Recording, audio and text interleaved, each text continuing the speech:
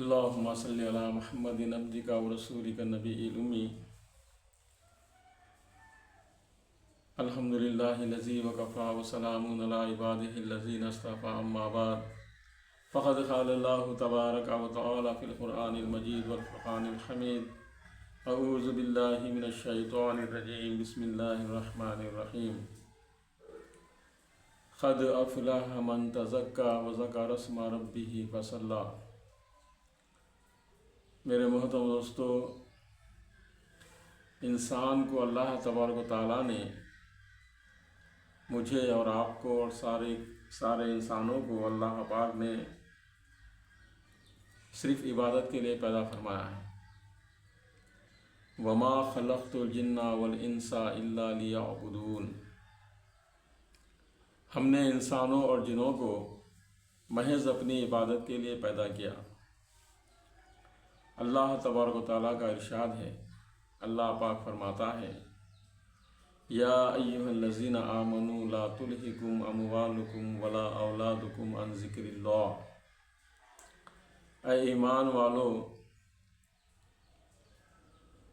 ایمان والو، تمہیں تمہاری تجارت، خرید و فروخت یا تجارت یا اپنی اولاد کہیں ہے نا اللہ کے دین سے ہے نا تم اپنے کاروبار میں اجھل کر، اولاد کی پرورش میں، اولاد کے اس میں رہ کے تم ہے نا جو سے آئے گی اللہ تبارک و تعالیٰ کے دین کے اندر، اللہ کے دین کے اندر تمہاری اولاد، تمہارا مال، تمہاری جان کہیں تمہیں جو سے آئے دھوکے میں نہ ڈال دے، تم ہے نا غفلت میں نہ رہو اللہ کے دین سے۔ ایسا کرنے والا بہت بڑی مصیبت میں ہوں گا کل قیامت کے دن۔ یہ مال اور یہ جان، یہ اولاد کہیں فتنہ نہ بن جائے۔ میرے محترم دوستو، بنی اسرائیل کے اندر جب فرعون جو تھا بنی اسرائیل کو بہت ستارا تھا فرعون بنی اسرائیل کو، تو اللہ تبارک و تعالیٰ موسیٰ علیہ السلام کو پیدا فرمائے۔ اور فرعون کی موت کیسی ہوئی کہ فرعون ہے نا جب دریا عبور کر رہا تھا، جب دریا پار ہو رہا تھا تو اللہ تبارک و تعالیٰ اسے پانی میں ڈبو دیے فرعون کو۔ قارون دنیا کا ہے نا اتنا بڑا بادشاہ تھا، اس کے خزانے کی چابیاں اونٹوں کے اوپر آیا کرتی تھی۔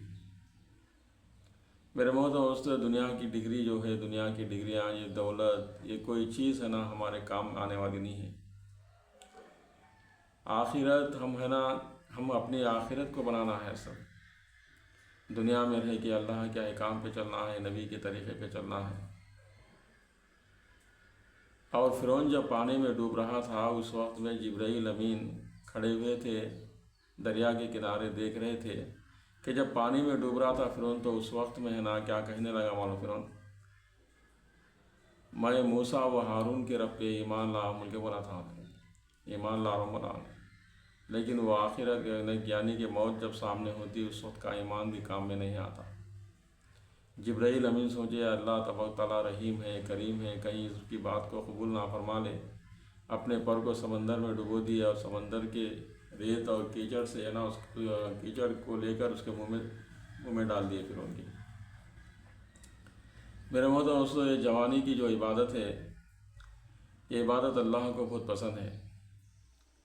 بڑھاپے کی عبادت جو ہوں گی، ضعیفی کی حالت میں جو عبادت ہوں گی، کبھی بیٹھنا مشکل ہو جائے گا، کہیں رکوع نہیں کر سکتے، سجدہ نہیں کر سکتے، کھڑے کے نماز نہیں پڑھ سکتے، بیماری لاحق ہو جائیں گی، ہاتھوں پیروں میں درداں ہو جائیں گے، تو میرے محترم دوستو یہ ہے نا عبادت جو ہے جوانی کی عبادت، جوانی کا ایک سجدہ بڑھاپے کے 1000 سجدوں سے بہتر ہے۔ اس لیے میرے محترم دوستو، آخرت کی تیاریاں کرنا ہے، اللہ کو راضی کرنا ہے، اللہ کے نبی کو راضی کرنے والے اعمال کرنا ہے۔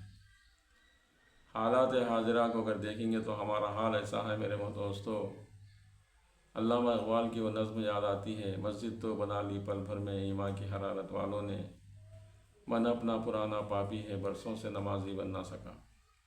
میرے محترم دوستو، جو دنیا کے اندر جو رہنے والی چیزیں ہیں ہم اس پہ محنت کر رہے، لیکن آخرت میں جو اپنے ساتھ آنے والی چیزیں ہیں اس پہ ہم محنت کرنا چھوڑ دیے۔ اسی لیے میرے محترم دوستو، اللہ کی عبادت، اللہ کو راضی کرنا ہے، اللہ کے نبی کو راضی کرنا ہے۔ اللہ تبارک و تعالی ہم سب کو اللہ کی عبادت کرنے، اللہ کے احکام پہ چلنے، پیارے نبی محمد عربی صلی اللہ علیہ وسلم کی سنتوں پہ عمل کرنے کی توفیق نصیب فرمائے۔ آمین۔ وآخر دعوانا الحمدللہ رب العالمین۔